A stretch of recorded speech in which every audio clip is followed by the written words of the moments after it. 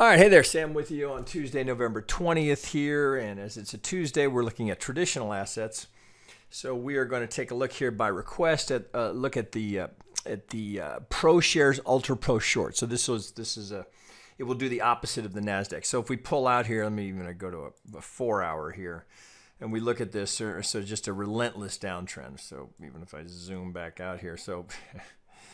That's what you call a serious downtrend. So now let me zoom out a little bit here, and it's kind of gotten interesting over here on the other, here off of this pivot now that we've had potentially now some, I don't know if we're ready for a trend change in the Nasdaq, but we certainly are having some volatility as it's going through a correction. So we can look here. So it's no surprise here that we're getting some traction off of this. Now, you might look at this right here. And so my first question is always, well, if it stopped there, why did it stop there? Well, it's hard. It couldn't. So, of course, first thing you're going to do is just where's the last dominant pivot that I have to go from swing high to swing low? And what do? 50 to the tick, right? So that's always the question. Why does it stop there? Well, typically it's going to be a 50 or a 618 as to why you're getting some. So it doesn't mean we can't get through this. So right, these are, if this is going to go and we're going to get a really significant trend change here in the Nasdaq, well, we got to get going here. So we've got a potential 1-2 that's in play here. So for this to even realize the potential for a third, we're going to have to break through this. Now this is the last swing here. If you look at it here on this scale, but think about where we're coming from, right? So a lot, you're going to pull from here.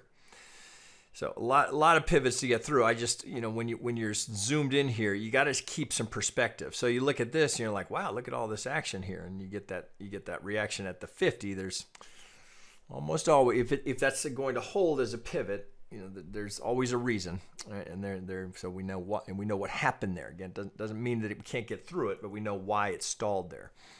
So now I'm going to actually go down to the 1 hour here. So this is just some remarkably technical trading here. So of course, swing low, swing high. Right now, yes, I do have a count on this here, and I think this is the count. I think we get a. Well, actually, that can be good here. That can be worthwhile here. So I think we get 1, 2, 3, 4, so a diagonal. And it looks like we finished this 5 up here. That wasn't my first choice here, but note that if we're thinking about just using the oscillator here, interestingly, we get this big spike up here, so we get much higher prices, but the oscillator doesn't go with it. So this is a reasonable candidate here as the 3. And ideally, it's a little bit of a struggle to get that 1, but I think that actually fits better given how technical we are with the remainder of the trade here. So clearly we break here, potentially that's our 5. So that fits with what we're seeing here, and radical divergence here if we look at RSI in terms of where that went. All right, so this pivot to that pivot here, dramatic divergence. So the market just running out of steam. So here, just to put the whole thing together, right?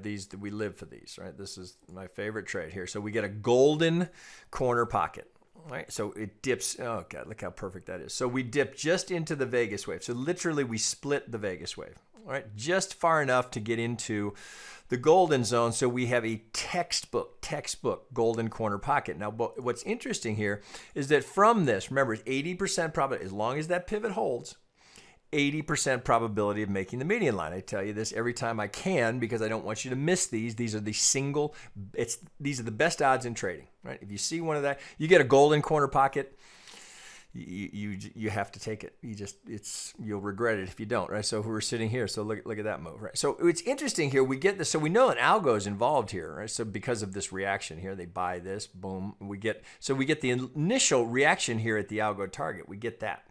Right, so they took profit here. But look, there's enough kick, just enough to get up and tag that, to realize your 80%. So you go, I don't know, this guy's shown me that like 700 times. Maybe there's something to that. That is, if I could only have one trade, just no Elliott Wave, nothing other than golden corner pocket,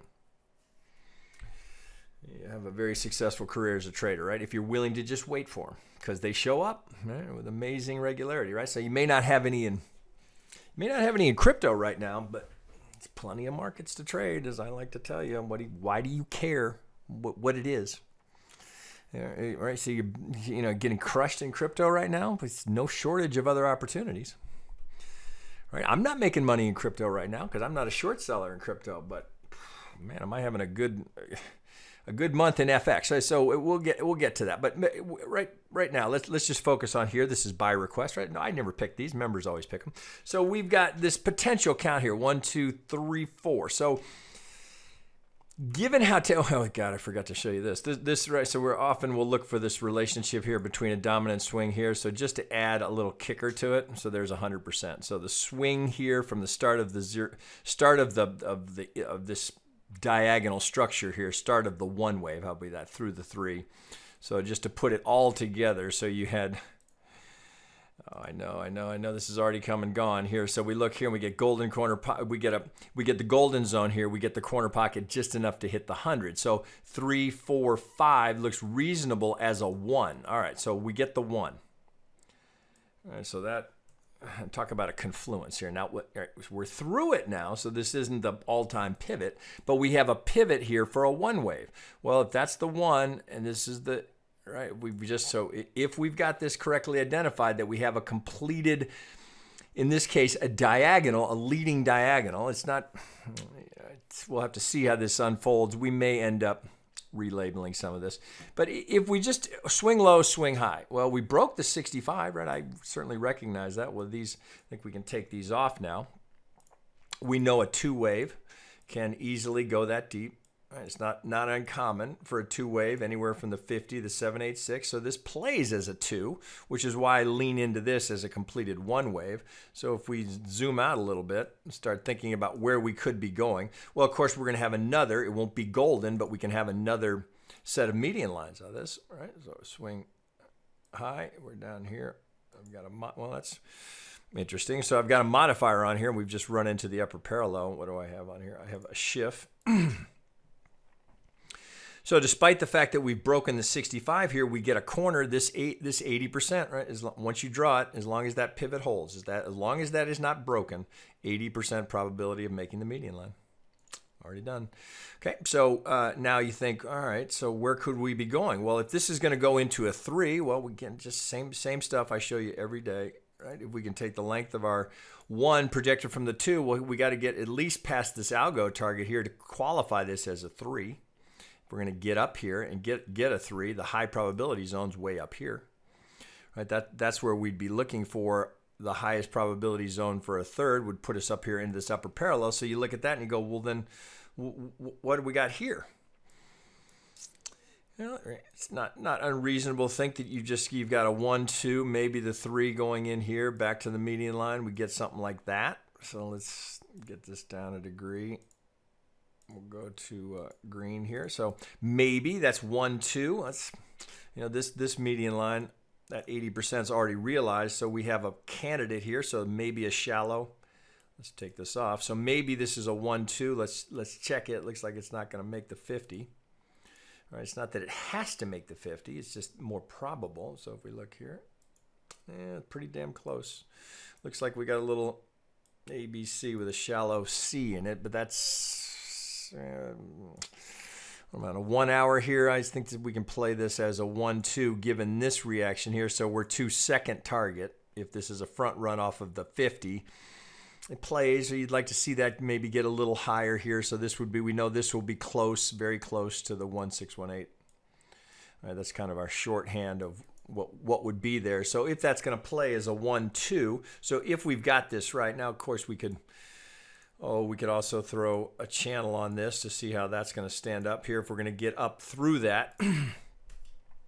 So just thinking 1, 2, 3. All right, so we can, let's take this one off. Think about where we might be going here. Same thing we just did. Right, length of the 1 projected from the proposed. I'm going to use the lowest pivot here. So here's our candidate for the 3rd. If this is going to go 1, 2, 3, 4, so we'll wick this off. Maybe that's going to have some impact. Maybe not. We'll wait and see. Is there not, we're going to stay impulsive or get a diagonal. So we have a diagonal in the 1 wave. It would appear ABC for the 2. Looks like 1, 2, 3 could be going in, which would put us 3, 4, 5. So maybe we come up short on the bigger target. So this needs to carry on here and get us 3, 4. You know, we could make that. That's not out of the realm of possibility. Let's just do that math. So let's look at it. So if we were, if right, so I don't know, but if we were to pivot here, let's do this one. If I go from this, come here. If we pivot at the 1618, we come back down to the 38, right? We don't threaten the 1. So up we go, 1, 2, 3, 4. Well, how would that look as a potential push up for a 5? Well, it just you know, it's worth doing this. So if we take the 1, could it work? If that's the 4, if we were to get a 4 here, well, you know, we're getting up into the 1618 of that pivot. So, all right, if we think length of the 1 projected from this proposed 4, that could get there. There's the 1618. The length of the 1 projected from my hypothetical. I don't know where these pivots come in, but we could get there. Right? So there's a roadmap that can certainly play. So what has to happen? Well, of course, NASDAQ has to keep correcting. Right? Is this going to move the opposite of the NASDAQ? So you've got a reasonable roadmap here. So this will be important. So I'd be watching for this one. Just good force of habit. Anytime you think you've got a 1, wick it off. That has a way of coming back into play. I think I was playing with some different colors the other day. So let's keep that in yellow. I like to keep these where I'm not going to miss them. Let's get that back in yellow. Okay, so 1, 2, 1, 2. Maybe the 3's going in. So is there a trade right here, right now? I would tell you no. So you're buying right into this structure here. I would not be a buyer here. So if you didn't catch this, which wouldn't surprise me that people aren't in this just yet, you're pretty much in a hurry up and wait mode to see if you get a 3 here and then trade the 4. So you could trade the 4. Since we know if this is going to go, this needs to be doesn't have to be an impulse because this could be a diagonal of a larger degree, but you'd want to play that. You'd want to trade it on the assumption that you had 1, 2, that you were going to get your impulse here, 4 and 5. And again, because of the scale here, if we step back, that could be. That's why I hedged there just a little bit.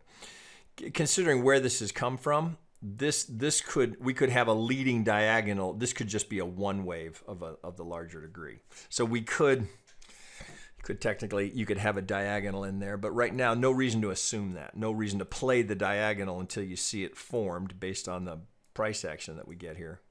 So first thing that's got to happen, we got to get through this pivot here. We bumped into that 50 as I showed you. So we're to the tick at the 50. So interesting here, this would put the 3 right up at the golden zone here from this pivot here. And then if we're going to come down to the 4, maybe the 50, this resistance that we ran into offers us that support. And then you've got the kick. You're going to have to get through this 65 here. So this wouldn't be, actually that lays out rather nicely. So this would be natural resistance here, as an algo will defend there. They'll try and, now if this is strong enough here, they'll be able to get through, and that will just complete.